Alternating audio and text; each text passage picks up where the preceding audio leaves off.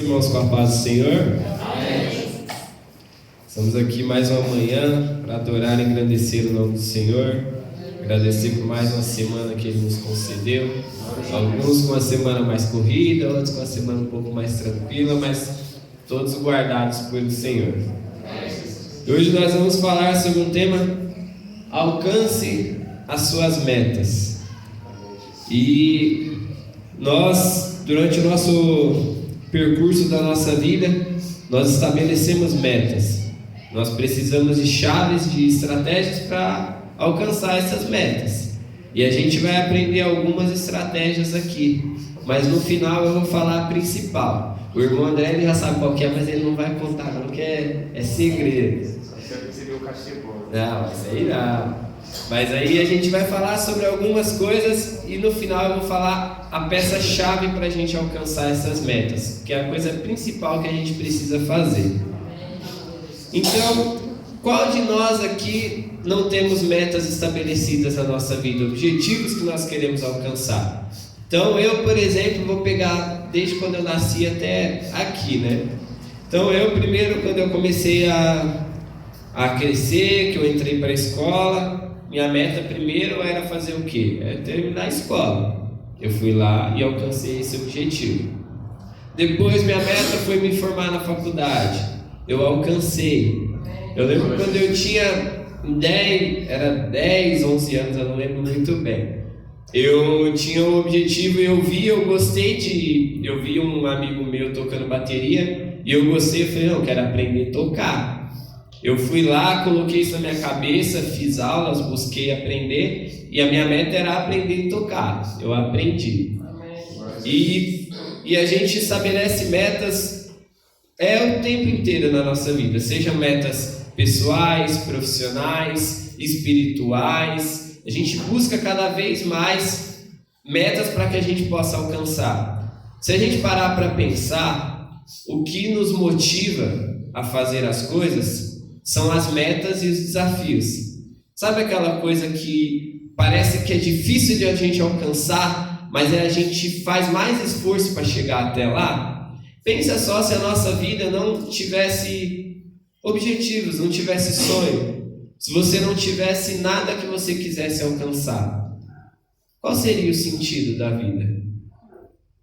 Não teria sentido nenhum. Mas como eu disse, no final eu vou dar uma chave para a gente de como alcançar essas metas, esses objetivos e o principal objetivo que a gente precisa buscar, a principal meta que a gente tem que alcançar. Então nós o tempo inteiro nós temos metas, nós estabelecemos objetivos e metas que nós queremos alcançar. E na Bíblia a gente tem várias pessoas que elas tiveram metas estabelecidas, elas tiveram coisas que elas precisavam fazer, e algumas elas cumpriram e outras não. E a gente vai aprender por que a gente alcança as metas, como que a gente alcança e o que a gente não pode fazer para a gente deixar de alcançar. Porque se a gente tiver algo para fazer e a gente não fizer, ou a gente fizer ao contrário, com certeza a gente não vai alcançar nossas metas. E a gente vai ver isso aqui em alguns exemplos que a gente tem na Bíblia. Como eu li aqui a princípio, a primeira história que a gente vê é a história de Noé. Então Noé, Deus fala que no tempo dele ele era uma única pessoa íntegra. Então pensa só, tinha muitas pessoas ali e ele era íntegro, o único íntegro ali naquele lugar. E aí Deus chega para ele e fala o que vai fazer, que vai destruir, que vai mandar o dilúvio, e pede para ele construir uma arca. E ele dá instruções que é bem extenso e são muitos detalhes do que ele precisa fazer para construir essa arca. Então se a gente for ler, ela deve ter 135 metros de comprimento, 22,5 metros de largura, entre outros detalhes que, se ele esquece de um desses detalhes ou ele faz diferente do que Deus pediu, não daria certo. Só que aí lá no verso 22 a gente vê uma das chaves, que é a coisa que a gente tem que fazer sempre. No verso 22 diz que Noé fez tudo exatamente como Deus lhe havia ordenado. Então quando Deus ele ordena para que nós façamos algo na nossa vida, nós temos feito exatamente como Ele ordenou? Nós temos feito como Ele pediu para fazer? Então essa é uma das chaves, fazer sempre da forma que Deus pede para que nós façamos. Depois, se nós formos olhar lá em 2 Reis, capítulo 5, e a gente vai ver a história de Naamã. Então eu deixei separadinho aqui para ficar mais fácil. Cadê? 2 Reis. A gente vê a história de Naamã. Primeiro, no verso 3, a gente vê a palavra que ele recebe. Na verdade, a sua esposa, né? Ela recebe. Então, certo dia, a menina, que era a serva deles, chega e fala. Chega para sua senhora e fala: como seria bom se o meu senhor fosse ver o profeta em Samaria? Ele o curaria da lepra. Então a gente sabe que Naamã ele era leproso e ele tinha essa doença. E essa menina deu essa palavra a ele. E ali, quando a gente vai ver no verso 9 e no 10, então quando Deus deu a ordem lá para ele, através da menina, para ele ir atrás do profeta, então ele chegou até lá.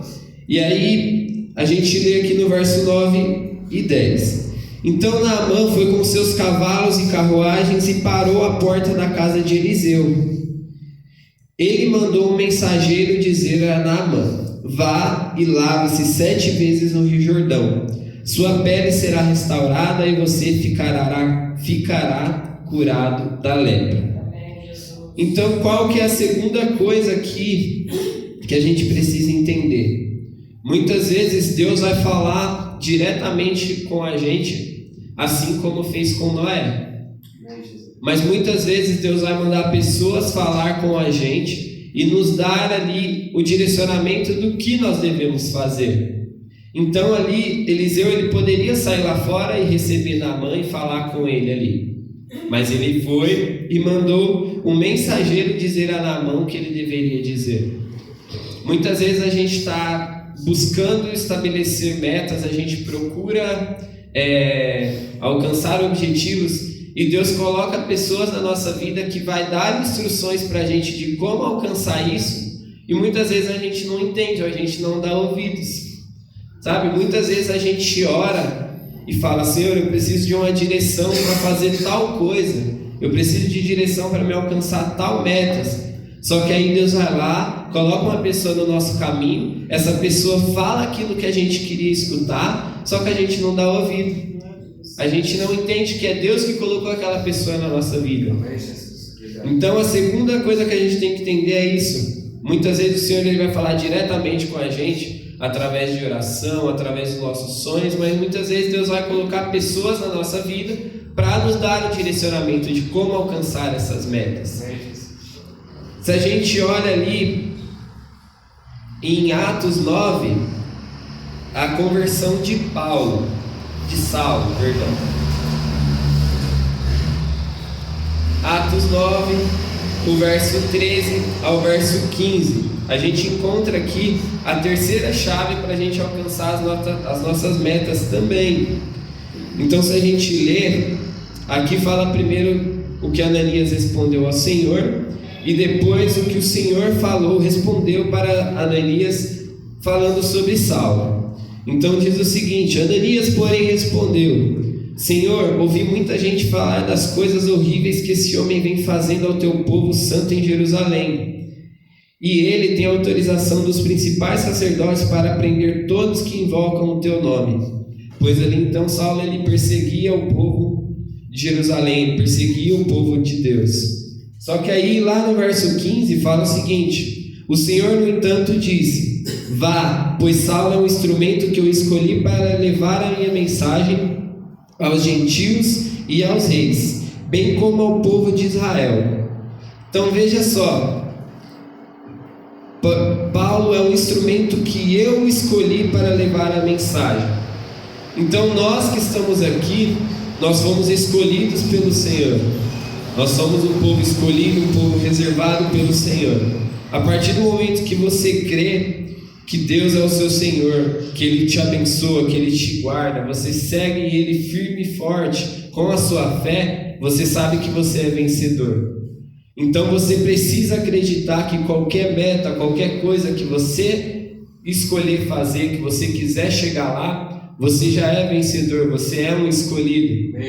Saulo, ele não imaginava as coisas que ele iria fazer para o Senhor. Ele não imaginava que ele seria escolhido, mas ele era.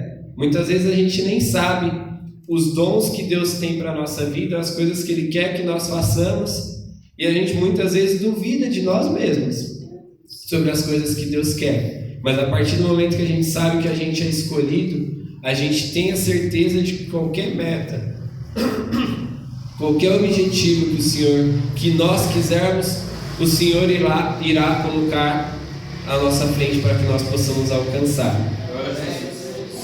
E aí a gente vai falar agora sobre Moisés. Moisés, ele tem um ponto positivo e um ponto negativo da nossa história, do que a gente quer aprender.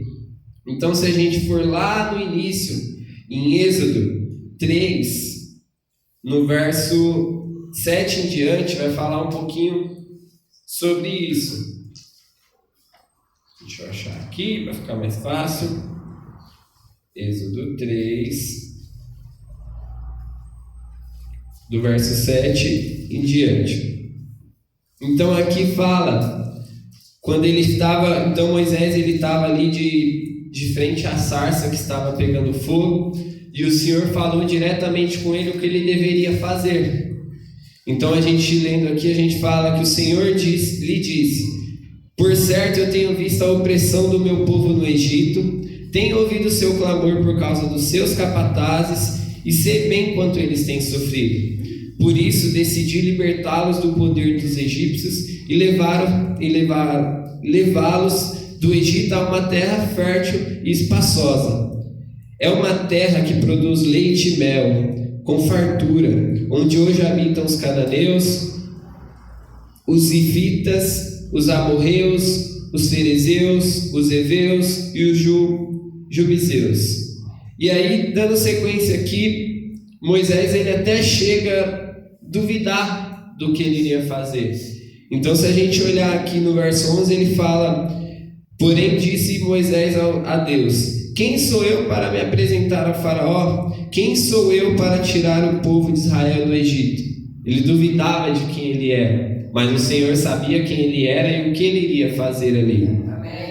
Então Deus respondeu: eu estarei com você. Este é o sinal de que eu sou aquele que eu envia. Depois que você tirar o povo do Egito, vocês adorarão a Deus neste monte. Então ali Moisés ele se colocou à frente do faraó. Ele falou que queria libertar o povo do Egito. Ele fez as coisas que Deus pediu exatamente como Deus pediu. Aleluia. E ali ele conseguiu libertar o povo do Egito e foram lá para o deserto. Porém, quando a gente chega lá em Números, que a gente vai ler algumas etapas, a gente sabe que Moisés ele tirou o povo do Egito, mas ele não entrou na terra prometida. Era um objetivo a ser alcançado. Quando ele tirou o povo do Egito, o objetivo era, além de tirar eles de lá, era chegar à terra prometida e adentrar aquela terra. Mas a gente vê um erro que Moisés cometeu, que é uma coisa que eu acredito que nós não podemos fazer. E a Bíblia ela traz exemplos bons de coisas que devemos fazer, mas também traz exemplos de coisas que nós não devemos fazer. Então são exemplos bons e ruins. Então se a gente lê aqui em Números, o capítulo 20, primeiro no verso 7 e no verso 8, a gente lendo, a gente vai ver aqui, cadê?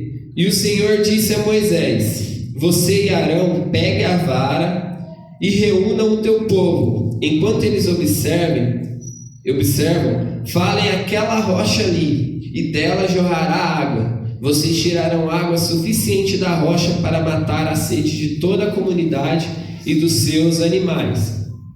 Deus ali falou para ele falar para a rocha, e ela jorraria água. Só que aí a gente vai ali para o verso 9 e o verso 10. Moisés ele fez conforme o Senhor havia ordenado, pegou a vara que ficava guardada diante do Senhor, E em seguida, ele e Arão mandaram chamar o povo para se reunir em frente à rocha. Só que aqui acho que um momento de raiva ou por rebeldia do povo, ou ele estava cansado, e ele comete um erro.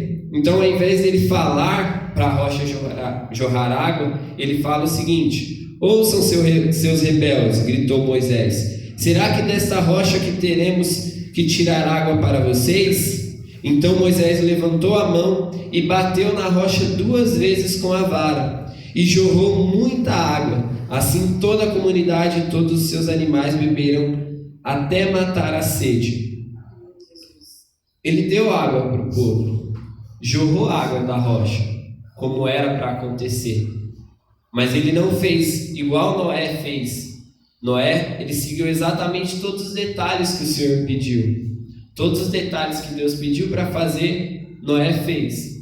Moisés, no momento de raiva, no momento de cansaço, ele quis fazer do jeito dele.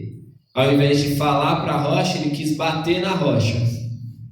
E ali, se a gente olhar no verso 12, vem a resposta de Deus para ele.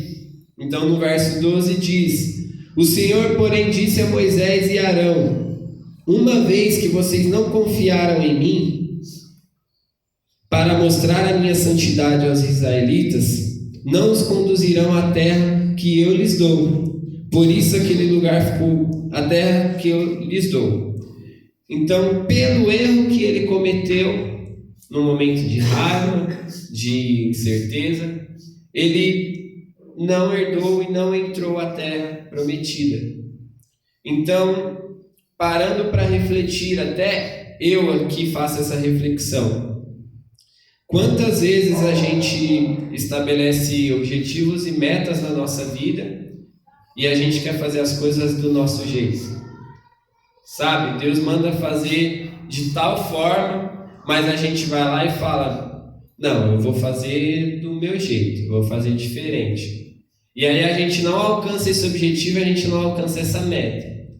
Aí, muitas vezes pela nossa fraqueza, quem que é o culpado? Não quer a gente, né? A gente não alcança e a gente vai fazer o quê? Vai murmurar e vai reclamar para Deus, como se Ele fosse o culpado, sendo que Ele dá a direção do que a gente deve fazer e a gente não faz. A gente quer tomar a nossa direção. Só que diante de todas essas metas, o que a gente tem que fazer? Primeiro, fazer exatamente da forma que Deus quer, da forma que Deus pede para fazer. Se você tem fé que você vai alcançar a sua meta, coloca a sua fé em Deus. É Ele que vai te dar o direcionamento do que fazer. Segundo, nós temos que ter a dimensão de que Deus, Ele faz as coisas da forma dele e nós somos escolhidos. Você já é um escolhido para alcançar os seus sonhos, os seus planos, porque Deus tem planos maiores do que os nossos. A gente precisa entender também a terceira coisa, é que muitas vezes Deus pode falar diretamente, ou Ele pode colocar alguém na nossa vida para nos dar o direcionamento de como alcançar essas metas. Mas aí vem a coisa principal para alcançar todas as nossas metas. Então você se propôs a alcançar, você tem uma meta profissional, pessoal, você quer construir uma família, você quer alcançar um emprego, você quer terminar uma faculdade, você quer fazer algo para Deus, você quer aprender um instrumento, você quer fazer algum trabalho voluntário, seja o que for, você quer pregar, você quer cantar. Tudo depende da nossa atitude. Sim, nós temos que ir lá e temos que fazer. Mas antes de fazer qualquer coisa, principalmente nós temos que orar. Para alcançar nossas metas, a principal chave é a oração. Lá em Mateus 21 e 22 diz: e tudo que pedirem em oração, se crerem, vocês receberão. Tudo que nós pedimos em oração, Deus vai nos dar. Se você crê verdadeiramente, se você busca verdadeiramente, Deus vai te dar. E a oração, ela deve ser uma oração: aqui eu vou orar agora, Deus me abençoou, eu alcancei minha meta. Ah, tá bom, agora não preciso orar mais não. Não é assim que funciona. Lá, se a gente vê em 1 Tessalonicenses 5,17, diz: orem continuamente. A oração ela deve ser contínua. Quanto mais nós oramos, mais próximo de Deus nós estamos. Diz que a oração é a chave que abre a porta do céu. É o louvor que diz isso, né? Nós precisamos buscar a Deus sempre primeiro em oração antes de qualquer atitude para alcançar as nossas metas, os nossos sonhos, os nossos planos. Sempre precisa ser Deus. Mas de todas as metas que nós buscamos, nossos sonhos, nossos planos, seja particular, profissional, pessoal, qual que é o nosso maior objetivo, qual que é a nossa maior meta? Que essa vai demorar muito para a gente alcançar. Nossas metas, nossos sonhos muitas vezes demoram meses, demoram anos, às vezes demoram um dia, 2 dias, mas a principal meta nossa vai demorar um pouquinho, mas eu sei que está próximo, que é a nossa salvação. De todas as metas que nós estabelecemos, de todos os planos que nós fazemos, o que nós mais devemos buscar é a nossa salvação. Qualquer coisa que nós conquistarmos aqui vai passar. Qualquer coisa que nós tivermos aqui vai passar. Mas a vida eterna a gente tem que alcançar. Essa permanece, essa que nós temos que buscar. Então que nós possamos ter esse direcionamento para que nós possamos alcançar as nossas metas dessa forma, segundo a vontade de Deus. Amém? Que Deus abençoe essa oportunidade, que os irmãos continuem pela minha vida cada dia mais. Amém?